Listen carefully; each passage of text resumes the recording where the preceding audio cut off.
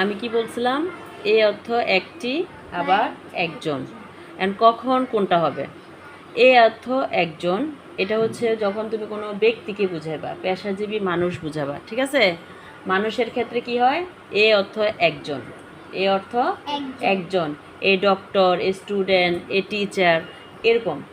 আর এ অর্থ একটি কখন হবে? যখন কোনো বস্তু, প্রাণী, স্থান, প্রাণী বলতে ইতর প্রাণী, কুকুর, বিড়াল, হাঁস, মুরগি, গরু, ছাগল, এগুলোর ক্ষেত্রে হবে কি একটি। আমরা কি বলি একটি মানুষ নাকি একজন মানুষ? তাহলে এক্ষেত্রে হবে এ ম্যান, ঠিক আছে? আর যখন বলবো একটা কুকুর, এটা কি একজন কুকুর নাকি একটি কুকুর? একটি কুকুর, তাহলে কি বলবো? এ ডগ, ঠিক আছে? আমার হাতে কয়টা কলম? একটা কলম আছে, এটা কি একজন কলম নাকি একটি কলম? তাহলে এ পেন নাকি, হ্যাঁ, এ পেন কি হবে? একটি কলম নাকি একজন কলম?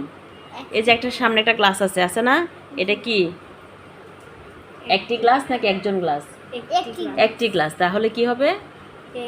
এ গ্লাস, একটি গ্লাস, একটি টেবিল, একটি বই, এগুলো হচ্ছে এক্ষেত্রে হবে এ অর্থ একটি, যখন কোনো বস্তু, স্থান, ইতর প্রাণীর ক্ষেত্রে বোঝায়, ঠিক আছে? আর মানুষ, পেশাজীবী, এই যে পেশাজীবী মানুষ, কোনো ব্যক্তি, এগুলোর ক্ষেত্রে একজন বোঝাবে।